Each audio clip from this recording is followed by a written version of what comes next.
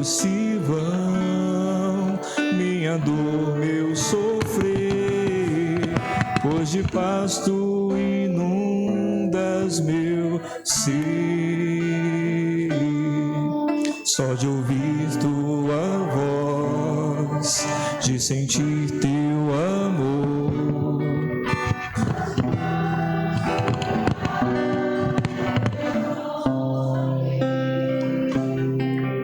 os meus medos se vão, minha dor, meu sofrer, pois de paz tu inundas meu ser. Jesus,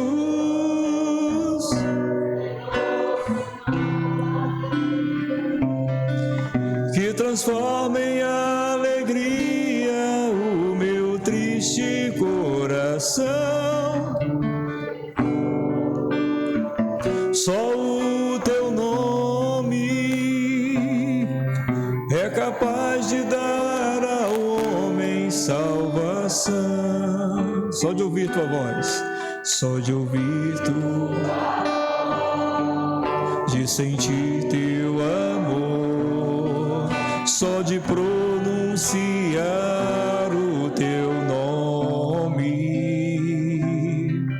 os meus medos se vão, minha dor, meu sofrer, pois de paz tu inundas meu ser. Jesus, que doce nome, que transforma em alegria o meu triste coração. Jesus, só o teu nome é capaz de dar ao homem salvação. É capaz de dar ao homem salvação. É capaz de dar salvação. Aleluia. Glória a Deus. Meus irmãos, chegamos ao capítulo 5 do livro de Tiago. Quero convidá-los a abrir suas Bíblias. Capítulo 5 de Tiago, onde nós vamos ver do verso 1 ao verso 11. Tiago, capítulo 5, do versículo 1 ao versículo 11.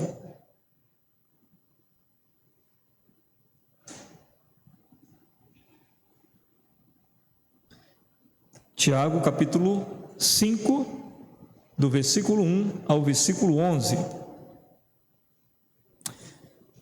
Diz assim, palavra de Deus: ouçam agora vocês ricos, chorem e lamentem-se, tendo em vista a desgraça que lhes sobrevirá. A riqueza de vocês apodreceu, e as traças corroeram as suas roupas. O ouro e a prata de vocês enferrujaram, e a ferrugem deles testemunhará contra vocês, e como fogo lhes devorará a carne. Vocês acumularam bens nestes últimos dias. Vejam o salário dos trabalhadores que ceifaram seus campos e que vocês retiveram com fraude. Está clamando contra vocês. O lamento dos ceifeiros chegou aos ouvidos do Senhor dos Exércitos. Vocês viveram luxuosamente na terra, desfrutando prazeres e fartaram-se de comida em dia de abate. Vocês têm condenado e matado o justo, sem que ele ofereça resistência. Portanto, irmãos, sejam pacientes até a vinda do Senhor. Vejam como o agricultor aguarda que a terra produza a preciosa colheita e como espera com paciência até virem as chuvas do outono e da primavera. Sejam também pacientes, fortaleçam o seu coração, pois a vinda do Senhor está próxima. Irmãos, não se queixem uns dos outros para que não sejam julgados. O juiz está às portas. Irmãos, tenham os profetas que falaram em nome do Senhor como exemplo de paciência diante do sofrimento. Como vocês sabem, nós consideramos felizes aqueles que mostraram perseverança. Vocês ouviram falar sobre a perseverança de Jó e viram o fim que o Senhor lhe proporcionou. O Senhor é cheio de compaixão e misericórdia. Amém?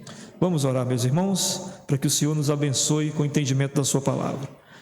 Deus querido, estamos aqui diante da tua palavra, pedindo pela tua infinita misericórdia que nos dê entendimento sobre ela. Pai, nos abençoa nesse instante, para que possamos aprender de ti aquilo que desejamos e possamos assim, ó Deus, crescer na tua graça. Em nome do Senhor Jesus nós pedimos. Amém. Como a gente já falou várias vezes, Tiago ele tem uma tendência de mudar de assunto. Ele está no assunto, de repente muda de assunto de uma hora para outra. E aqui não foi diferente. De repente Tiago para tudo e resolve dar uma advertência aos ricos. É bom que a gente, antes de começar aqui a exposição desse texto, entenda como é que a Bíblia trata a questão do rico. O que é um rico para a Bíblia, né? Biblicamente falando. Porque veja bem, meus irmãos, se a gente fosse comparar entre nós aqui, ninguém aqui é rico, como a Bíblia diz. Mas alguns de nós somos, de certa forma, mais ricos do que o outro. Por exemplo, eu não tenho carro. Se você tem carro, lógico, você é mais rico do que eu. Mas eu tenho casa própria. Se você não tem casa própria, então, naturalmente, eu sou um pouco mais rico do que você. E por aí vai. Essas comparações que a gente pode fazer de um para com o outro. Mas o que a Bíblia chama de rico não é esse tipo de comparação. O que a Bíblia chama de rico são pessoas abastardas, ou seja, são pessoas que têm muito, têm sobrando, entendeu? E é aí que a Bíblia vai julgar a postura dos ricos, a partir daquilo que lhes sobra, não daquilo que se tem, mas do que sobra. Não é apenas ter, né?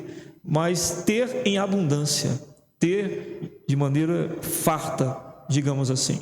Então, entendido isso, dá para começar a expor o texto aqui. Os irmãos vão compreender, na medida que eu for explicando, o que é que realmente Tiago queria dizer sobre esses ricos aqui, aos quais ele se refere, tá bom? Então, ele começa dizendo o seguinte: ouçam agora vocês ricos. Ou seja, Tiago, como a gente sabe, ele estava falando para aquelas igrejas daquelas províncias ali perto. São várias igrejas juntas. Então, dentro daquelas comunidades, existiam, claro, crentes ricos dentro daquelas comunidades. E aí essa carta é uma carta circular, é uma carta que vai passar por todas essas igrejas. Automaticamente, alguns irmãos ricos ou incrédulos ricos poderiam ter conhecimento dessa mensagem de Tiago. Por isso ele diz: ouçam, irmãos ricos, chorem e lamentem-se, tendo em vista a desgraça que lhes sobrevirá. E é interessante a colocação de Tiago aqui, não é, irmãos? Porque, tendo em vista que geralmente as pessoas ricas acreditam que tem tudo sob controle. Então, você, por exemplo, dizer a um rico para ele se lamentar e chorar é meio complicado, porque eles têm todos os recursos para não lamentar e para não chorar. Eles não precisam de absolutamente nada, materialmente falando, e nós entendemos que em questão de lamento e choro, os pobres lamentam e choram muito mais do que os ricos. Então, livrar-se do choro e do lamento para uma pessoa rica, no tempo presente, seria a coisa mais natural do mundo. Mas note que Tiago está dizendo assim: tendo em vista a desgraça que lhes sobrevirá. Vai vir um momento aí que, se eu fosse vocês, é isso que ele está dizendo para os ricos, né? Eu já lamentava e chorava, só de pensar no que vai vir por aí. O que ele está querendo dizer é o seguinte: é que livrar-se do choro e do lamento no tempo presente não é garantia de se livrar do choro e do lamento na eternidade. O prazer que as riquezas trazem não compram morada no céu. Esses ricos deveriam chorar e lamentar pelas condições espirituais deles. Mesmo que as condições materiais fossem as mais cômodas, mas a preocupação de Tiago aqui é com a condição espiritual desses ricos aos quais ele está se referindo. Porque eles podiam ser bem abastados financeiramente, mas pelo que nós vamos ver aqui, espiritualmente estavam arruinados e deveriam lamentar e chorar por causa disso. E aí vem as primeiras lições para a vida da gente, né? A gente precisa ter muito cuidado, porque nós podemos estar vivendo pelos prazeres terrenos sem atentar para a condição eterna. Algumas vezes a gente está muito preocupado com a nossa condição material, esquecendo-se da condição espiritual. Às vezes nós podemos estar muito bem materialmente e arruinados espiritualmente.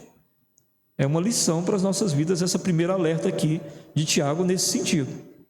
Eu preferia que meus filhos trabalhassem na condição mais simplória do mundo, mas fossem crentes em Cristo Jesus. Eu não sei o que vocês pensam em relação a isso, mas eu preferia isso do que meu filho ter muito dinheiro e estar totalmente longe do Senhor Jesus. Jesus nos ensinou que esse mundo é um mundo qual nós devíamos mais lamentar do que celebrar. Acho que os irmãos lembram quando Jesus diz em Mateus capítulo 5, verso 4, né? Bem-aventurados os que choram, que eles serão consolados. Então é um mundo, se a gente for parar para pensar espiritualmente falando, onde a gente tem mais o que lamentar do que celebrar. Então quando o rico está encantado por aquilo que tem, está encantado pelos bens materiais que o sustentam, que o suprem, né, suas necessidades, e além delas, né, porque o rico ele tem tudo, né, materialmente falando. Então isso é um risco muito grande, porque a pessoa acaba não se preocupando com a sua condição eterna, de tanto que está envolvido na condição terrena, né? Então esse é um risco que nós todos corremos, não é só o rico não. Os pobres também às vezes se encantam, né, por alguma coisa material e acabam esquecendo sua condição espiritual. E nós devemos entender que a nossa condição espiritual sempre deve vir em primeiro lugar. O próprio Jesus disse isso: nem só de pão viverá o homem, mas de toda palavra que procede da boca de Deus. Aí no verso 2 ele prossegue dizendo: a riqueza de vocês apodreceu e as traças corroeram as suas roupas. Como se tivesse assim, Tiago revelando o futuro, né? É como se estivesse dando aos ricos uma visão do futuro.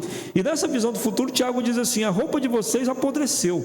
Ou seja, se perdeu, elas não têm valor no dia final. As grandes roupas, as coisas pomposas que eles vestiam, Tiago está dizendo, naquele dia final eu olho para essas roupas e vejo tudo apodrecida. Ou seja, elas não significam absolutamente nada referente ao juízo de Deus. Então imaginem só, meus irmãos, tudo aquilo pelo qual uma pessoa gastou todos os seus dias, todos os seus esforços para acumular, e aí essas coisas, diante do juízo de Deus, não têm absolutamente valor nenhum.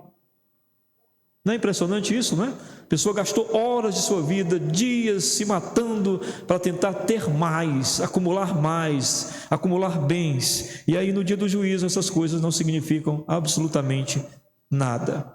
Lembra da parábola que Jesus conta, né? Do homem que juntou em seu celeiro, né? Teve uma grande colheita e aí juntou muita coisa no seu celeiro e disse: pronto, agora eu posso viver e me fartar. E aí naquele mesmo dia o Senhor pediu a sua alma e o homem não tinha absolutamente nada, era miserável espiritualmente, porque havia se preocupado só com as condições materiais.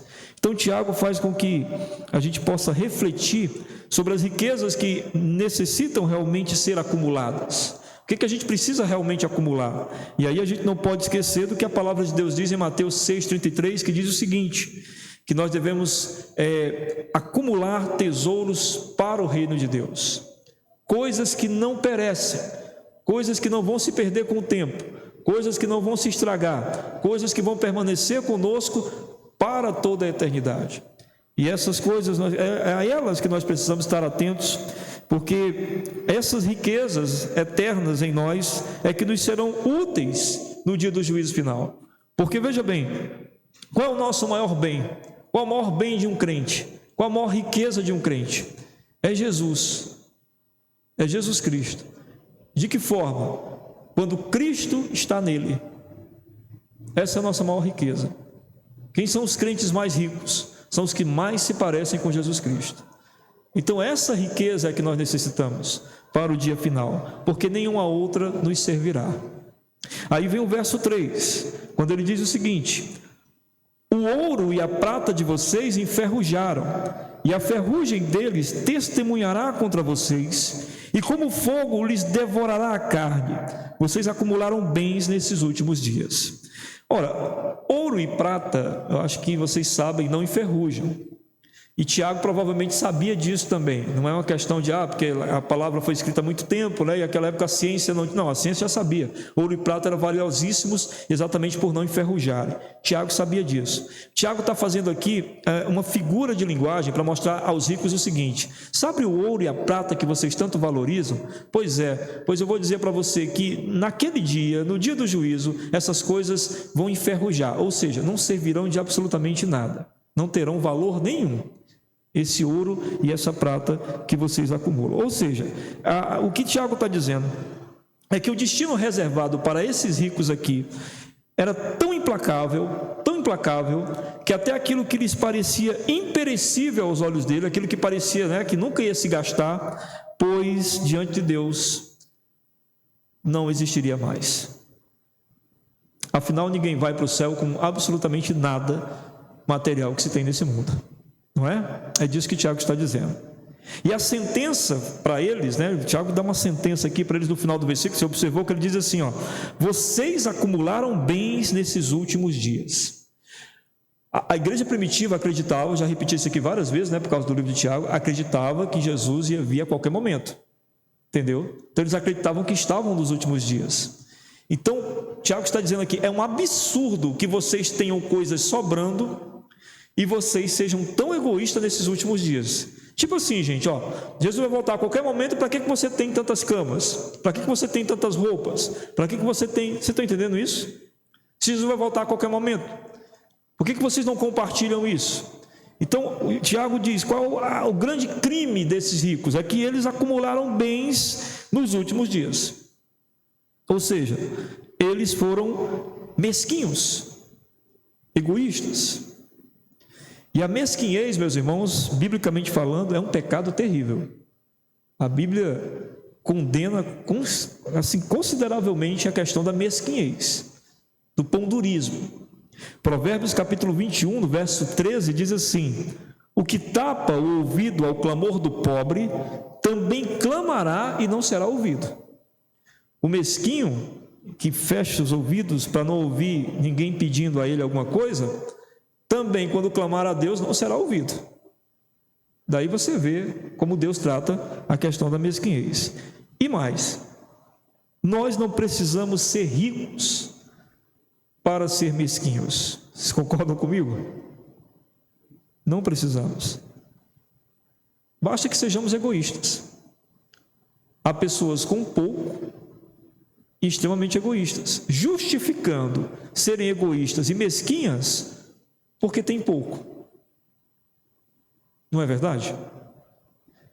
Como se aquele pouco não fosse, estamos falando de cristãos, não fosse Deus que lhe tivesse dado. E se Deus lhe deu, e tudo que Deus nos dá, pela sua graça, pode ser dividido. Amém? Olha lá, vocês estão dizendo amém, hein? Olha lá. Quando eu disser amém, você vê que o negócio é pesado, você pode também dizer misericórdia, me ajude, Senhor. Então, que Deus nos conceda a graça de, por meio da ação do Espírito Santo em nossas vidas, nos fazer pessoas realmente, meus irmãos, desprendidas e generosas como Jesus. Porque Jesus era desprendido e generoso. Em 2 Coríntios capítulo 8, no verso 9, o apóstolo Paulo diz assim: pois conheceis a graça de nosso Senhor Jesus Cristo, que sendo rico, existe alguém mais rico do que Jesus? Não, né? Senhor da glória, Senhor do universo, tudo é dele, tudo que foi criado. E ele, sendo rico, se fez pobre por amor de vós, para que pela sua pobreza vos tornasseis ricos. Nossa riqueza é Cristo. E o nosso exemplo de desprendimento é Cristo. Aí vamos para o verso 4. Vejam o salário dos trabalhadores que ceifaram os seus campos e que vocês retiveram com fraude, está clamando contra vocês. O lamento dos ceifeiros chegou aos ouvidos do Senhor dos Exércitos. Irmãos, aí agora nós entendemos quem são esses ricos, os quais Tiago está falando aqui. Esses ricos não adquiriram riqueza honestamente. Eles são corruptos. Vocês prestaram atenção no verso 4? Eles fraudaram trabalhadores, eles não pagaram os trabalhadores, retiveram o dinheiro desses trabalhadores. Tiago se refere diretamente a esses ricos que oprimiam, né, os pobres para se manterem ricos. Vocês lembram do capítulo 2? Olha aí no capítulo 2, no verso 6. Nós vimos aqui numa quarta-feira. O que diz aí no verso 6 do capítulo 2? Mas vocês têm desprezado o pobre. Não são os ricos que oprimem vocês? Não são eles que os arrastam para os tribunais? Estão lembrados, meus irmãos, disso? que é quando vai falar sobre a acepção de pessoas, né? A igreja fazendo a acepção de pessoas, e aí Tiago vai e lembra: mas não são os ricos que oprimem vocês? Não são os ricos que os levam a tribunais? Quem eram esses ricos? Esses aqui aos quais ele está se referindo. Esses aqui do capítulo 5, do verso 4. É interessante notar também nesse versículo, né, além da gente descobrir que esse grupo de ricos que Tiago está falando aqui era um grupo corrupto, né? Era um grupo fraudulento, inescrupuloso. Mas é interessante notar também nesse versículo que chegou até Deus os clamores dos trabalhadores fraudados. Vocês prestaram atenção? Veja de novo o verso 4. Veja o salário dos trabalhadores que ceifaram os seus campos e que vocês retiveram com fraude. Está clamando contra vocês. Agora veja que coisa interessante. O lamento dos ceifeiros chegou aos ouvidos do Senhor dos Exércitos. Amém? Que nos dá a entender o seguinte, que o nosso Deus Todo-Poderoso ouve a súplica dos seus filhos, sempre. Então não é pecado ser rico, gente. Jesus tinha seguidores ricos. Em Lucas diz que algumas mulheres ricas acompanhavam Jesus. José de Arimateia era rico e deu túmulo a Jesus. Então não é pecado ser rico. A questão é como essas riquezas foram adquiridas. Porque o problema é que essas pessoas dominadas pelo orgulho e pelo egoísmo de terem, elas acabam perdendo todos os escrúpulos para continuar tendo. Inclusive, maltratar, tomar, reter, não pagar. E aí não é só os ricos que ficam nessa, né? Alguns pobres também acabam indo nesse caminho. Na ânsia de ter, mesmo sem poder, compram e não pagam. Adquirem sem poder ter. E depois vão ter que manter aquilo que compraram, sem ter recursos para manter. E aí vão, como a Bíblia diz, um abismo chama outro abismo, né? Você vai ter que fazer coisas ilícitas, muitas vezes, para poder manter aquilo que você não tinha condições de ter. Então, repito, não é pecado ser rico. O problema é a forma que essa riqueza é adquirida. Por isso Jesus disse em Mateus 6, 24: ninguém pode servir a dois senhores, porque ou há de odiar a um e amar o outro, ou se dedicar a um e desprezar o outro. Não se pode servir a Deus e a Mamon, que é o Deus das riquezas. Você tem que escolher a quem você serve. Então Deus preza, meus irmãos, sempre pela nossa honestidade. Honestidade. Veja o que diz Amós, capítulo 5, nos versos 11 e 12. Vocês oprimem o pobre e o forçam a entregar o trigo. Por isso, embora vocês tenham construído mansões de pedra, nelas não morarão. Embora tenham plantado vinhas verdejantes, não beberão do seu vinho. Ou seja, aqui o Senhor está repreendendo o seu povo, o povo de Deus, que estava oprimindo os pobres, de maneira desonesta, fazendo as pessoas trabalharem e não pagando essas pessoas. Então Deus diz: pois eu vou tirar tudo de vocês. Vocês nunca vão prosperar, porque vocês são desonestos. Então, muitas vezes, meus irmãos, aqui vai uma coisa muito dura a se dizer, mas a ser pensada. Alguns crentes passam muita dificuldade, às vezes, porque vivem de maneira desonesta.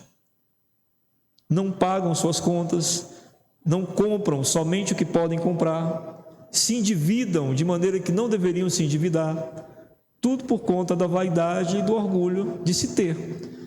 E o próprio Senhor diz: se você lida na sua vida de maneira desonesta, a minha bênção não estará sobre você, como nós vimos aí em Amós, no capítulo 5, dos versos 11 e 12. E vemos também o Senhor repreendendo riquezas adquiridas de modo ilícito, né? O texto também está dizendo isso. E no Novo Testamento, a palavra de Deus nos incita a trabalhar honestamente. 2 Tessalonicenses 3,12, veja só o que diz. 2 Tessalonicenses 3,12. A tais pessoas ordenamos e exortamos no Senhor Jesus Cristo, que trabalhem tranquilamente e comam o seu próprio pão. No contexto desse texto, nós vamos ver 2 Tessalonicenses em 2022, né, quando eu voltar das férias em fevereiro. Nós vamos ver esse texto. E o contexto falava exatamente de pessoas que se aproveitavam dos outros. Eles estavam se aproveitando da igreja. Não trabalhavam e se aproveitavam dos outros. É outro risco que se corre o pobre. Você vê que o pobre e o rico correm riscos de pecado. E esse aqui é outro, de se aproveitar das pessoas tendo como trabalhar. Por isso, A palavra de Deus diz: se você tem como trabalhar, trabalhe e ganhe com o seu próprio pão. Então, que Deus nos livre, meus irmãos, de obter algo à custa da exploração dos outros. Amém? Amém? Que Deus nos livre disso, que nós possamos ganhar nosso pão com dignidade, como o Senhor deseja que assim seja. Ok? Aí vamos para o verso 5, não é? Vocês vivem luxuosamente na terra, desfrutando prazeres, e fartaram-se de comida em dia de abate. Vocês têm condenado e matado o justo, sem que ele ofereça resistência. Aqui, Tiago vai falar o seguinte: eles vivem de maneira tão prazerosa nesse mundo, que agora eles não têm mais limites. Como eu falei, né, a pessoa acaba enveredando para o lado da desonestidade. Então eles começam a matar. Não sei se Tiago está se referindo a alguma ocasião que realmente aconteceu, ou está supondo que isso possa acontecer. Matar o justo, sem que este lhe ofereça resistência. Ou seja, cometer crimes para manter as suas riquezas. É o que a riqueza pode fazer quando controla um indivíduo. Então, quando os bens materiais dominam a vida de uma pessoa, meus irmãos, ela se torna escrava do que possui. De tal forma que ela vai viver para manter aquilo que adquiriu, e ela não vai ter nenhum escrúpulo para manter aquilo, porque aquilo a aprisiona, e ela tem que manter. Então o problema não é a riqueza, mas o domínio que ela passa a exercer sobre quem a adquire. Não é bem o bem em si, mas o coração de quem adquiriu. É isso que faz a diferença. Então, que Deus nos capacite a ter, sem que para isso a gente tenha que perder as nossas almas. Não é verdade, irmãos? Que Deus nos dê, nos abençoe, mas que para isso a gente não tem que perder as nossas almas. Não é preciso ser rico para ser prisioneiro do que se tem, não, viu? Não é preciso ser rico para ser prisioneiro do que se tem. Repito o que eu falei no início: basta ser egoísta ou ser dominado pelo que se tem, ser controlado pelo que se tem. Bom, aí Tiago encerra aqui a fala aos ricos. Ele vai falar agora sobre os irmãos que estão sendo oprimidos por esses ricos, certo? Ele vai continuar falando agora com os irmãos que estão sendo oprimidos por esses ricos. Então aí a gente vai para o verso 7 e o verso 8. Ele diz: portanto, irmãos... aliás, deixa eu explicar. Por que a gente sabe que Tiago aqui não mudou de assunto? Porque ele usa a palavra portanto. Lembrem-se, sempre que lê a Bíblia que surgiu um portanto, então é porque ele está referindo-se ainda ao que estava sendo falado. Então agora ele vai falar com o pessoal que está sendo oprimido pelos ricos. Ele diz o seguinte: portanto, irmãos, sejam pacientes até a vinda do Senhor. Vejam como o agricultor aguarda que a terra produza a preciosa colheita, e como espera com paciência até virem as chuvas do outono e da primavera. Sejam também pacientes, fortaleçam seu coração, pois a vinda do Senhor está próxima. Amém? Eles tinham esse pensamento que nós também devemos ter. Amém? A vinda do Senhor está próxima. Todo tempo a gente tem que ter esse pensamento. A partir de agora, então, Tiago se dirige a esses irmãos que têm sofrido opressões por meio dos ricos, e em primeiro lugar ele incita esses irmãos a terem paciência. E é interessante que a figura da paciência que ele usa é a figura do agricultor, porque esses irmãos, em sua maioria, eram agricultores. Eles sabiam do que Tiago estava falando. Quando o agricultor planta, ele espera com paciência para que venha as chuvas e que depois finalmente nasça alguma coisa, e por aí vai. Eu, quando era criança, morei um tempo com meus avós, e meu avô plantava, tinha um grande terreno, um sítio que ele tinha, e eu plantava com meu avô e tive toda essa experiência da espera, da coisa toda que você tem, aquela expectativa, de que chova, essas coisas todas. Então Tiago estava falando disso, que eles deveriam ter essa paciência do agricultor que espera a semente brotar. E a semente brotar o que era? A vinda do Senhor. Então ele está dizendo assim: irmãos, vocês se sentem oprimidos por essas pessoas injustiçadas, mas não se preocupe, o Senhor está chegando. O Senhor está vindo. Então, uma vez eu brinquei aqui numa pregação dizendo isso, tipo, a gente passar por situações difíceis e dizer: olha, mas tudo bem, mas quando meu pai chegar, quando meu pai chegar, você vai ver. Então, em breve o Senhor virá, e eles poderão experimentar a justiça do Senhor na terra. O Senhor fará a justiça. Nós precisamos, meus irmãos, também exercitar a nossa paciência igualmente. Ao vermos as injustiças desse mundo, né? São muitas as injustiças desse mundo.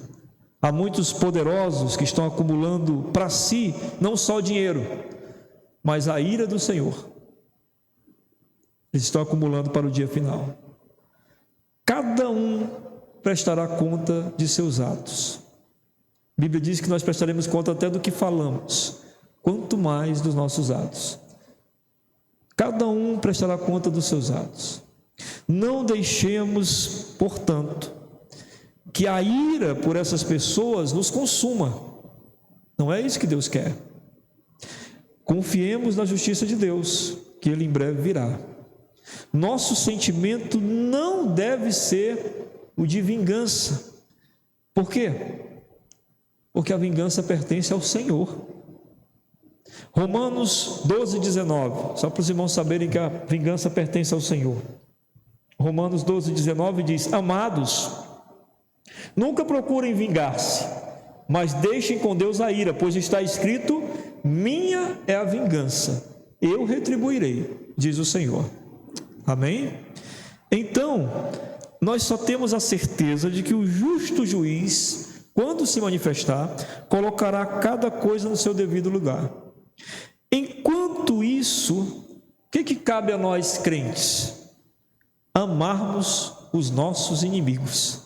Olha só, amarmos os nossos inimigos, como Jesus mandou, orando para que eles possam, por meio de Cristo, escapar desse dia terrível, o qual os aguarda. Então, quando vermos injustiças, qual deveria ser a nossa postura? Orarmos para que esta pessoa não continue assim até o dia final. No versículo 9, ele diz o seguinte: Irmãos, não se queixem uns dos outros, para que não sejam julgados. O juiz está às portas. Algumas Bíblias dizem não se queixam uns dos outros, algumas dizem não se queixem uns aos outros. O termo correto seria não se queixem uns aos outros. Agora o que Tiago pede? Que os irmãos evitem a murmuração. Porque está todo mundo chateado, né? Porque está sendo oprimido, porque os ricos estão fazendo o que querem com eles. Aí Tiago diz: olha, evitem a murmuração entre si, porque é coisa que sempre desagrada a Deus, a murmuração. Veja o que diz em 1 Coríntios 10, 10. 1 Coríntios 10, 10. Brenda? Pronto.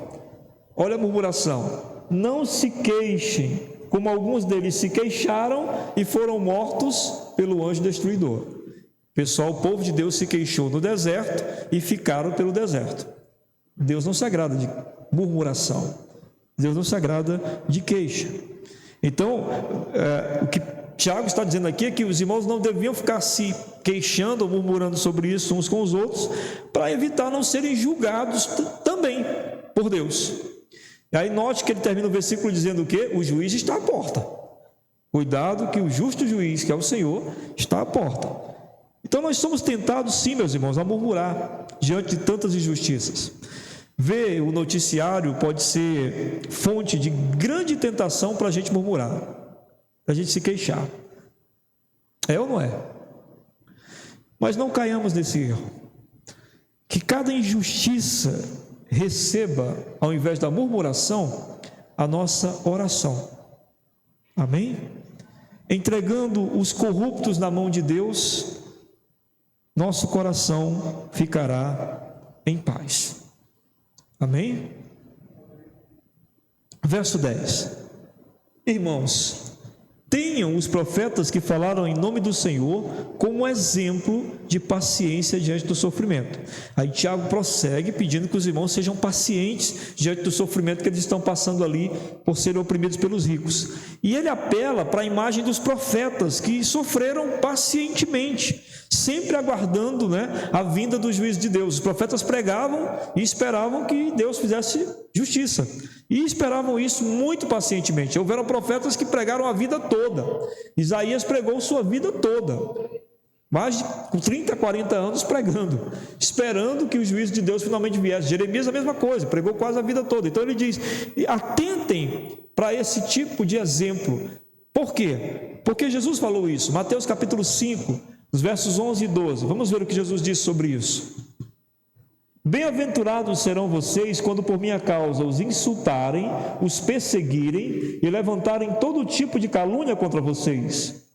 Alegrem-se e regozijem-se, porque grande é a sua recompensa nos céus, pois da mesma forma perseguiram os profetas que viveram antes de vocês. Então, o próprio Jesus incita-nos a seguir o exemplo de paciência dos profetas. E uma das formas de demonstrar nossa confiança, meus irmãos, no Senhor, é o viver paciente. Então vamos olhar para a Bíblia e ver quanto tempo os servos de Deus tiveram que esperar até que Deus derramasse seu juízo. Noé esperou 100 anos construindo a arca e esperando a chuva chegar. Moisés esperou 40 anos no deserto até que Deus o chamasse para fazer alguma coisa. E por aí vai, desses exemplos de paciência que Deus nos incita. Peçamos a Deus que os nossos corações possam descansar nele, porque ele não tarda nem falha em seus propósitos. Então Jesus nos diz, aprendam de mim, eu sou manso e humilde de coração.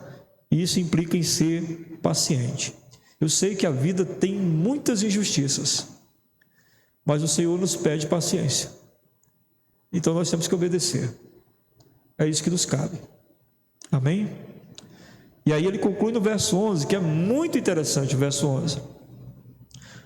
Como vocês sabem, nós consideramos felizes ou bem-aventurados aqueles que mostraram perseverança. Vocês ouviram falar sobre a perseverança de Jó e viram o fim que o Senhor lhe proporcionou. O Senhor é cheio de compaixão e misericórdia. Então, dando uma ênfase maior ao fruto da paciência, que é a bem-aventurança, Tiago faz uma referência à paciência de Jó. Mas quantos de vocês já leram o livro de Jó? Levanta a mão para eu ver. Certo, muito bem. Veja só, se você leu o livro de Jó, você sabe que Jó não foi nem um pouco paciente em alguns momentos, não é? Muito pelo contrário, ele estava super impaciente, ele queria logo a morte. Pediu isso muitas vezes diante da situação em que ele estava. Mas eu creio que o que Tiago está dizendo aqui é que Jó obrigou-se a ter paciência por causa da situação em que ele estava. Devido à situação em que ele estava, ele não tinha outra coisa a fazer a não ser esperar. E foi o que ele fez, não foi? Esperou, porque não havia mais nada a fazer. Então é isto que Tiago está dizendo para nós. Olha, irmãos, nós não temos o que fazer, a não ser fazer como Jó, esperar, pacientemente, perseverar, porque não há mais nada a fazer. Ele lembra ainda, para fortalecer a paciência dos irmãos, que Deus é cheio de compaixão e misericórdia. Por que ele lembra isso? Que ele está dizendo, irmãos, Deus não vai colocar vocês em situações que vocês não possam ser pacientes nelas. Por quê? Porque ele é cheio de compaixão e misericórdia.